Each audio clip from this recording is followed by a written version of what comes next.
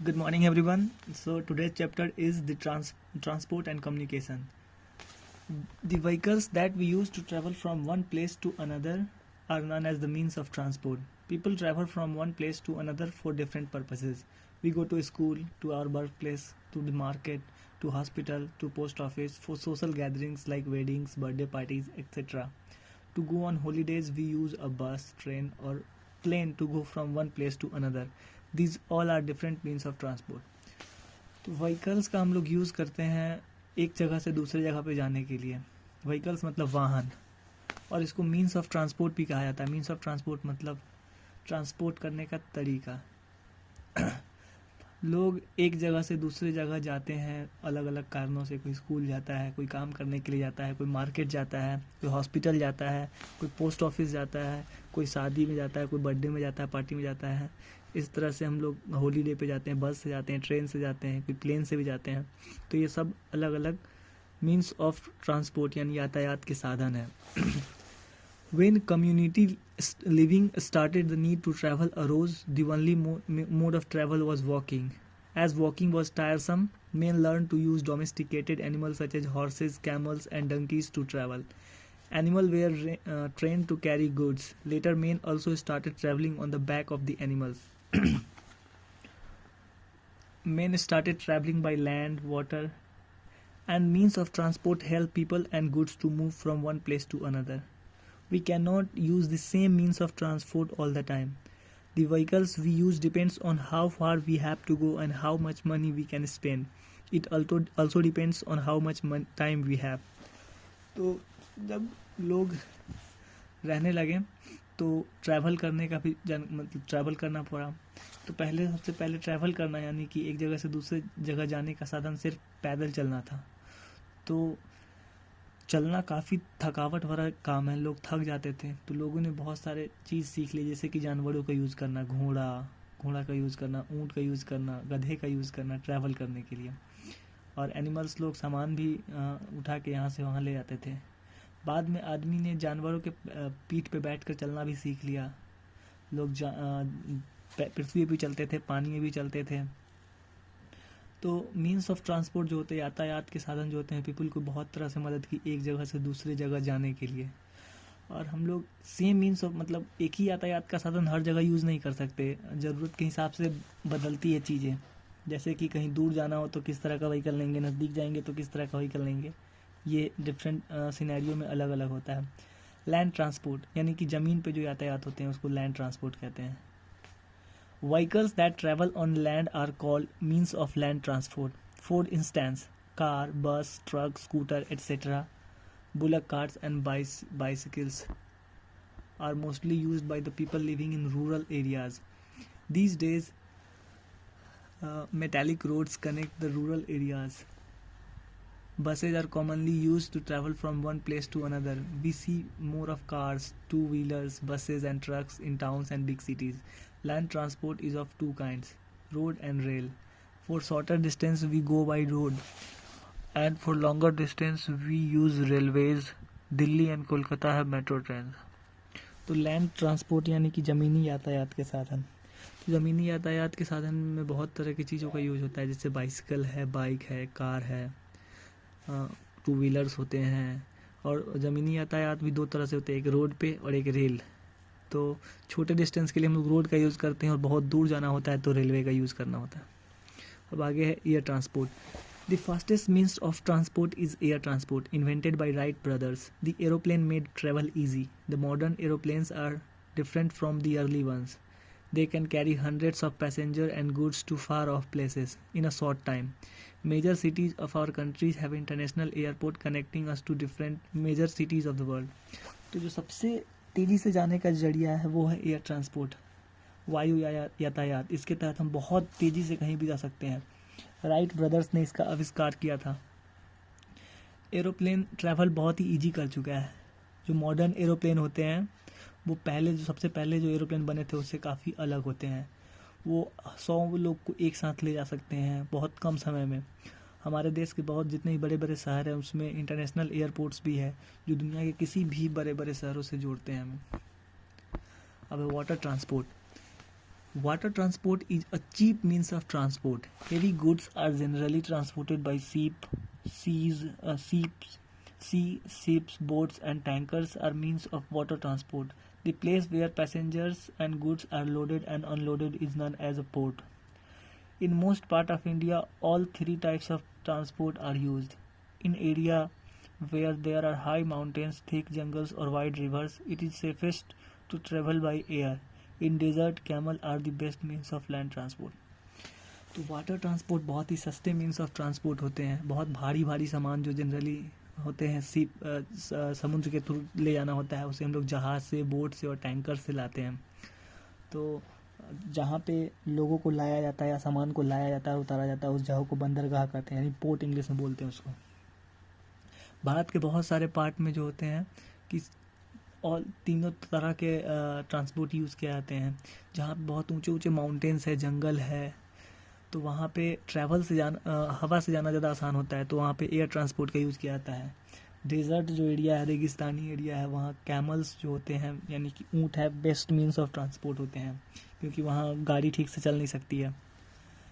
Peoples are inventing newer ways of moving from one place to another. Now people can travel to space in rockets and spacecrafts.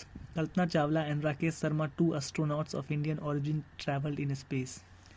तो अब नए नए तरीक़ों का आविष्कार हो रहा है एक जगह से दूसरे जगह जाने के लिए. अब लोग रॉकेट और स्पेस क्राफ्ट में भी जा सकते हैं. कल्पना चावला और राकेश शर्मा जो थे, भारत की तरफ से 2 एस्ट्रोनॉट्स थे जो अंतरिक्ष में गए. राकेश शर्मा और कल्पना चावला, ये नाम याद रख लीजिएगा. अब है कम्युनिकेशन.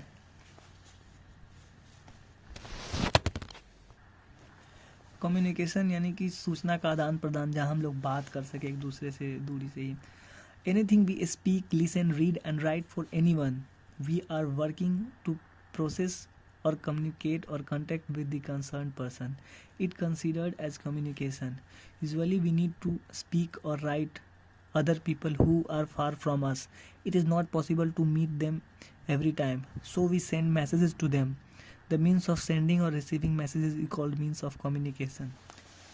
तो हम लोग जो कुछ भी बोलते हैं, लिखते हैं, पढ़ते हैं या किसी को लिखते हैं, तो हम लोग कम्युनिकेट करते हैं उस आदमी से, अपने विचारों को उसके सामने रखते हैं. तो हम लोग कभी भी लोग से तुरंत जाके मिल नहीं सकते हैं, तो हम लोग लिखने के जरिए, लिख के ही एक दूसरे का बात हम लोग प्रसारित करते हैं. तो हम लोग उनको मैसेज भेजते हैं, और जो मैसेज आदान प्रदान करने का जो प्रक्रिया, इसी को मीन्स ऑफ कम्युनिकेशन कहते हैं. In early days when writing was not known, people used to exchange their ideas and feeling through explain gestures. Then they started communicating using drawing called pictographs. Today in some old caves and rocks we can see pictographs. Gradually, when the advent of language, they could correspond using script. There are many languages and scripts language vary from region to region. तो पुराने ज़माने में जब लोग को बात करने, भाषा का ज्ञान नहीं था, तो वो लोग अपने गेस्चर से, मतलब हाथ हिलाकर या किसी तरह से सांकेतिक रूप से बातचीत करते थे. फिर धीरे धीरे उन्होंने पिक्चोग्राफ सीखा, यानी कि पिक्चर बना बना के एक दूसरे से बातचीत करना सीखा. हम पुराने जो केव्स है उसमें देख सकते हैं, अभी भी पिक्चोग्राफ्स के निशान मिलते हैं. उसके बाद धीरे धीरे लोगों ने भाषा सीखा, उसके बाद फिर लिखना सीख गया, उस तरह से बात हुआ. अब डेवलपमेंट ऑफ कम्युनिकेशन डेवलप कैसे किया. In olden day, peasants carried messages written on a scroll tied to their feet. Messenger carried letter over long distance on foot or on horseback. All these methods even slow and not reliable. Today there are many fast and reliable means of sending and receiving messages. तो communication का development जब शुरू हुआ तो तरह तरह के तरीके का इजाद हुआ. सबसे पहले तो होता था कि जो पीजन हुआ करते थे, यानी कबूतर, उनके गले में बांध दिया जाता था जो भी मैसेज है, या उनके पैरों में बांध दिया जाता था, और वो एक जगह से दूसरे जगह लेके जाते थे.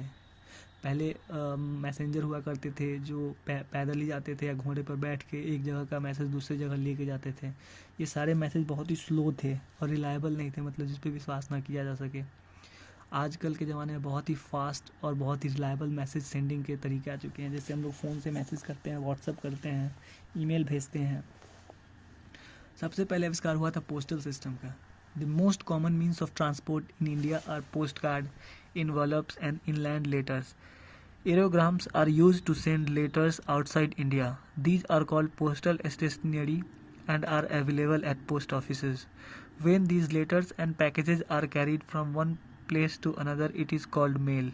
The mail is carried in train, buses, cars or camelback and in aeroplane to different parts of country or the world.